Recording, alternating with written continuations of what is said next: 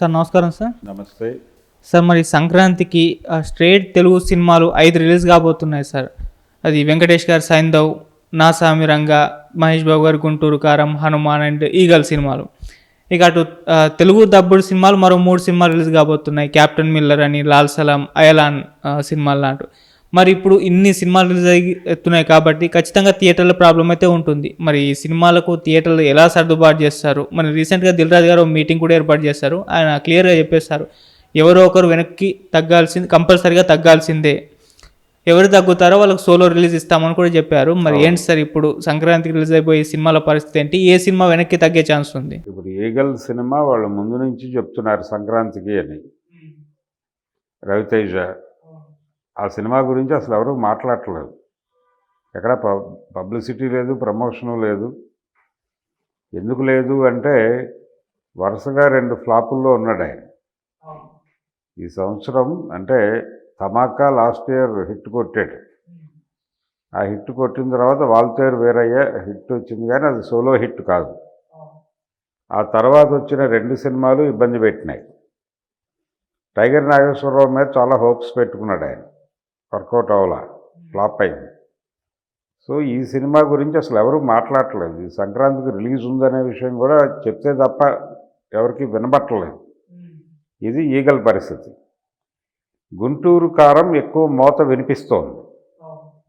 అది సంక్రాంతికి ఎట్టి పరిస్థితుల్లోనూ ఉంటుంది అంటున్నారు. అది ఆల్రెడీ అడ్మిట్ చేశాడు దిల్ రాజు కూడా, గుంటూరు కారం ఉంటుంది అనుకోండి అంటూ మొదలుపెట్టాడు ఆయన. అంతే తప్ప ఈగల్ ప్రస్తావన లేదు అసలు ఆ ప్రెస్ మీట్లో ఎక్కడ. తర్వాత నాగార్జున సినిమా సామిరంగా షూటింగ్ ఇంకా కంప్లీట్ కాల. డిసెంబర్ అయిపోవచ్చింది. రేపు జనవరి ఫస్ట్ వీక్లో కూడా వాళ్ళ షెడ్యూల్ ఉంది. మరి నిజంగా అది సంక్రాంతి బరిలో దింపాలని అయితే నాగార్జున అనుకుంటున్నాడు, కానీ ఎంతవరకు అవుతుంది అనే దానిలో ఇంకా సందేహాలు ఉన్నాయి. వెంకటేష్ సినిమా రెడీ అయిపోయి ఉంది, రవితేజ సినిమా కూడా రెడీ అయ్యే ఉంది. సో ఇప్పుడు రెడీ అయ్యి బరిలో సీరియస్గా నిలబడతాయి అనుకుంటున్న సినిమాలు అయితే గుంటూరు కారం, సైంధవ్, ఈగల్ ఇవి కనిపిస్తున్నాయి. గుంటూరు కారం గ్యారంటీగా ఉంటుంది. అయితే సామిరంగా ఒకటి అనుమానం. హనుమాన్ సినిమా ఉంది, అది పాన్ ఇండియా ప్రాజెక్ట్. దాంతోపాటు తమిళ నుంచి వచ్చేటువంటి డబ్బింగ్ సినిమాలు. ఒక శుభ పరిణామం ఏంటంటే యానిమల్ ఖాళీ చేసింది చాలా స్క్రీన్స్. దాంతోపాటు సలార్ కూడా ఖాళీ చేయటం అనేది ప్రారంభమైంది. రేపు డెవిల్ సినిమా ఉంది, డెవిల్ సినిమాని అకామిడేట్ చేస్తోంది. డెవిల్ పరిస్థితి ఏమిటి, ఈ వారం రోజులు నిలబెడుతుందా స్క్రీన్స్ని అనేది చూడాలి. కళ్యాణ్ రామ్ ఏ ప్రభావం చూపించగలడు అని. కళ్యాణ్ రామ్తో పాటు రామ్ గోపాల్ వర్మ గారి వ్యూహం కూడా రిలీజ్ ఉంది. ఈ 2 సినిమాలు ఏ ప్రభావం చూపిస్తాయి. దీంతోపాటు ఇంకొక 2 సినిమాలు ఉన్నాయి. 2 ఫ్రెండ్స్ కొడుకుల సినిమాలు రిలీజ్ అవుతున్నాయి ఈ సంవత్సరాంతంలో. సుమా కుమారుడి సినిమా ఉంది, సునీత గారి కుమారుడి సినిమా ఉంది. ఆ 2 సినిమాల్లో ఒకటి రాఘవేంద్రరావు గారు ప్రమోట్ చేస్తున్నాడు. ఏది సర్కారీ నౌకరీ అనే పేరుతో, ఇక్కడేమో బబుల్ గమ్ అనే పేరుతో వీళ్ళు సినిమా. చూస్తే సర్కారీ నౌకరీ కంటే కూడా బబుల్ గమ్ వైపే యూత్ వెళ్ళేలా కనిపిస్తోంది. ట్రెండ్ కనిపిస్తోంది, ఆ ధోరణి కనిపిస్తోంది. కాబట్టి వీళ్ళు 13వ తారీఖు వరకు టైం ఉంది. ఈ సినిమాలకి సలార్ వదిలేసిన స్క్రీన్స్ కేటాయింపు జరుగుతుంది. సంక్రాంతికి డెఫినెట్గా, అంటే మొదట రిలీజ్ అయ్యే సినిమా డెఫినెట్గా గుంటూరు కారమే ఉంటుంది. గుంటూరు కారం ఈగల్ మీద నడుస్తుంది మొదట ఫైట్. గుంటూరు కారం హై ఎక్స్పెక్టేషన్స్ ఉన్న సినిమా. మరి అది ఏం చేస్తుంది, ఈగల్ని బతకనిస్తుందా లేదా అనేది చూడాలి. రవితేజకి చాలా కీలకం. రవితేజకి ఒక్కడికే కాదు, శ్రీలీల కూడా ఉంది ఆ సినిమాలో. శ్రీలీలకి కూడా కీలకం. ఈ మధ్యకాలంలో స్కందాతో మొదలు పెడితే ఎక్స్ట్రాఆర్డినరీ మ్యాన్ వరకు ఆడిన సినిమాలు లేవు. ఆదికేశవ కూడా వెళ్ళిపోయింది. సో ఆ అమ్మాయికి కూడా హిట్ కావాలి, రవితేజకి హిట్ కావాలి. అందుకని ఆ సినిమా హిట్ హీరో హీరోయిన్లకు చాలా కీలకం. ఈగల్కి సంబంధించి వాళ్ళు గుంటూరు కారంతో పోటీ పడుతున్నారు. నాగార్జున సినిమా అనుమానం, వెంకటేష్ సినిమా గ్యారంటీగా ఉంటుంది. దీంతోపాటు రజనీకాంత్ సినిమా వస్తే మధ్యలో రావచ్చు 15వ తారీఖు తర్వాత. అంటే సినిమాకి కనీసం 2 days గ్యాప్ ఉండేలాగా మేనేజ్ చేద్దామనే ప్రయత్నం చేస్తున్నారు ఇప్పుడు. ఈ 2 days గ్యాప్లో హనుమాన్ని వెనక్కి నెట్టే ప్రయత్నం జరుగుతోంది సీరియస్గా. ఇప్పుడు దిల్ రాజు గారి టోటల్ ప్రెస్ మీట్లో ఆయన చెప్పిన విషయం ఏంటంటే హనుమాన్ని వెనక్కి నెట్టుతున్నాం అనేది చెప్పకనే చెప్పాడు ఆయన. వాళ్ళు నన్ను అప్రోచ్ అయ్యారు, నేను సలహా చెప్పాను, పాటిస్తారా పాటించరా అనేది వాళ్ళ ఇష్టం అన్నాడు. ఏ సలహా చెప్పింది కూడా చెప్పలేదు. కానీ ఆయన చెప్పిన విషయం ఏంటంటే బిట్వీన్ ది లైన్స్ అంటారు. ఆ బిట్వీన్ ది లైన్స్ ఏంటంటే మొదట రిలీజ్ అయ్యే సినిమా గుంటూరు కారం అయితే ఈ సీజన్లో చివరి రిలీజ్ అయ్యేటువంటి సినిమాగా హనుమాన్ ఉంటుంది. ఒకవేళ సామిరంగా ఇప్పుడు అకామిడేట్ కాకపోతే, వాళ్ళు షూటింగ్ కాక, లేకపోతే టెక్నికల్ వర్క్స్ కాక, ఇంకా డిఐ చాలా గొడవ ఉంది దానికి, ఇవన్నీ కంప్లీట్ చేసుకుని వాళ్ళు 10 రోజుల్లో హడావిడిగా పుష్ చేసి సినిమాని తీసుకొస్తారా? పైగా ఫ్లాపుల్లో ఉన్నాడు నాగార్జున. ఈ ఫ్లాపుల్లో నుంచి బయటపడటం కోసం చేస్తున్న సినిమా, దాన్ని ఇంత హడావిడిగా హ్యాక్టింగ్ షెడ్యూల్లో చేస్తే ఇబ్బంది అవుతుంది. అందుకని ఇప్పుడు దిల్ రాజు గారు ప్రకటించిన సోలో రిలీజ్ స్కీమ్ ఉంది. ఈ సోలో రిలీజ్ స్కీమ్కి అట్రాక్ట్ అయ్యేలాగా ఇక్కడ అంగీకరించి సామిరంగా సోలో రిలీజ్కి ప్లాన్ చేస్తే చేయొచ్చు. ఆయనే చెప్పినట్టుగా జనవరి 26 డేట్ ఖాళీ ఉంది కదా అన్నాడు, రిపబ్లిక్ డే. ఇప్పుడు ఇంకొక విచిత్రమైన పరిస్థితి ఏంటంటే ఏ హీరో కూడా వితౌట్ సీజన్ సినిమా రిలీజ్ చేసి హిట్ కొట్టే మూడ్లోనూ శక్తి సామర్థ్యాలతోనూ లేరు. ఏ హీరో అయినా కానీ ఏదో ఒక సీజన్ ఆశ్రయిస్తున్నారు. అది సంక్రాంతి సీజనా, లేకపోతే దసరా సీజనా, సమ్మర్ సీజనా, ఈ గొడవే. అంటే పిల్లలకి సెలవులు ఉన్నప్పుడే సినిమాలు రిలీజ్ చేసుకుని దీపం ఉండగానే ఇల్లు చక్కబెట్టుకుందాం అనే తాపత్రయం తప్ప, మన సినిమా వేస్తే పిల్లలు స్కూల్ ఎగ్గొట్టి వస్తారు అనే కాన్ఫిడెన్స్ కనపట్ల ఏ హీరోకి. ఈసారి సంక్రాంతికి నిజానికి పెద్ద పెద్ద హీరోలు ఎవరూ లేరు, ఒక్క మహేష్ బాబు తప్ప. వెంకటేష్ వింటేజ్ హీరో, ఆయన 75వ సినిమా, ఆయనకు చాలా కీలకమైన సినిమా. అందుకని మ్యాక్సిమం హనుమాన్ వెనక్కెడుతుంది. సీజన్ వచ్చేసి గుంటూరు కారంతో మొదలై హనుమాన్తో ముగుస్తుంది.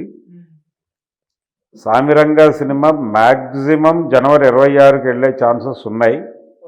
లేదు ఒకవేళ ఊపి వేగం పెంచేసి స్టూడియో మొత్తం మన దగ్గరే ఉంది కదా అని ఆయన ఆవేశపడి సంక్రాంతికి కూడా పెట్టచ్చు. సంక్రాంతికి పెడితే ఆ సినిమా పరిస్థితి ఏంటనే చూడాలి. అంటే పండగకి ఆ కెపాసిటీ ఉంటుంది, 5-6 సినిమాలని మోసే కెపాసిటీ ఉంటుంది. ఆ ధైర్యంతో ఈ సీజన్ని యాప్ చేసుకుంటారు ఎవరైనా. అలా రిలీజ్ అయిన సినిమాలు అనేకం ఉన్నాయి. అలా రిలీజ్ అయ్యి హోరాహోరీ దెబ్బలాడుకున్న సినిమాలు ఉన్నాయి. 1977 సంక్రాంతికి దానవేర సూరకర్ణ రిలీజ్ అయింది, రామారావు గారిది. దానికి అటు ఇటుగా కురుక్షేత్రం రిలీజ్ అయింది ఒకరోజు తేడాలో.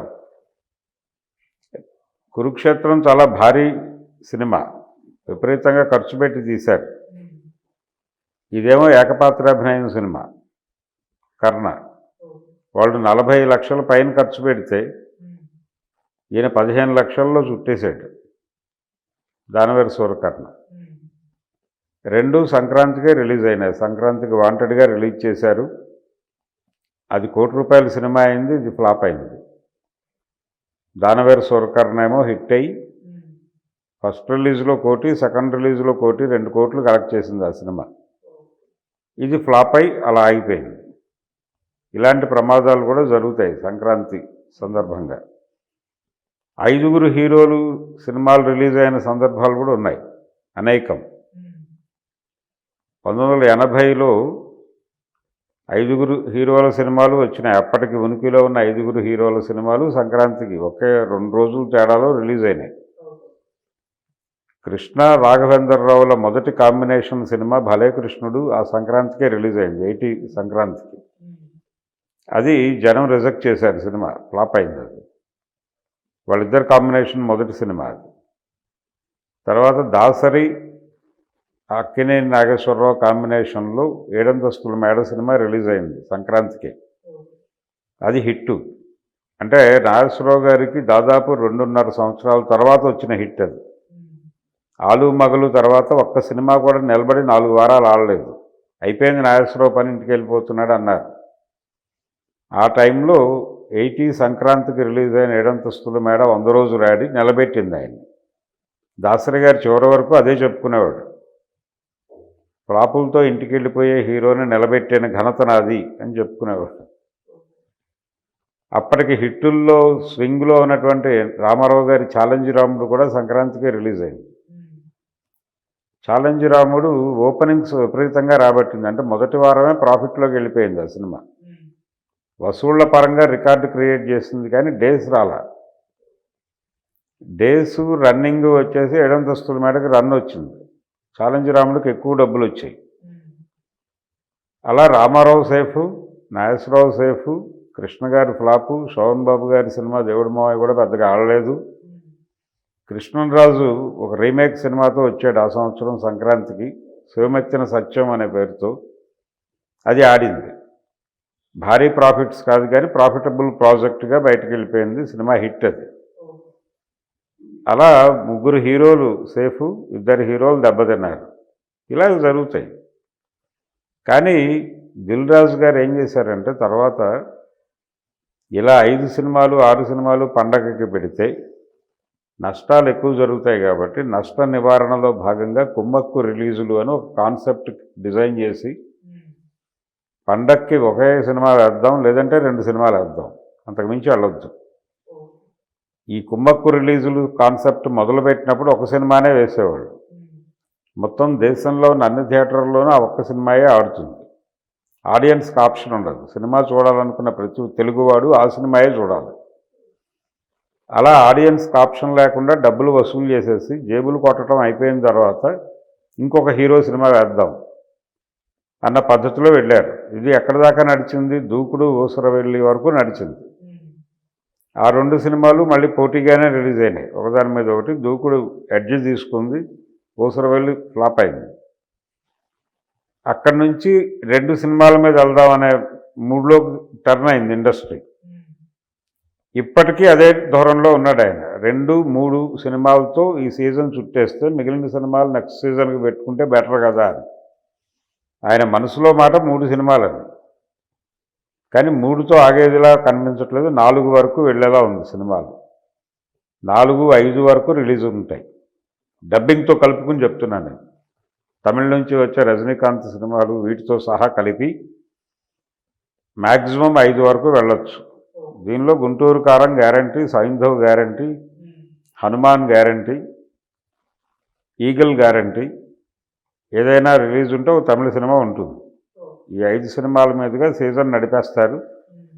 ఓపెనింగ్ గుంటూరు కారం, ఎండింగ్ హనుమాన్. ఇది సెటప్. చూద్దాం వీళ్ళల్లో ఎవరు సక్సెస్ అవుతారో చూద్దాం. Thank you so much. Thank you.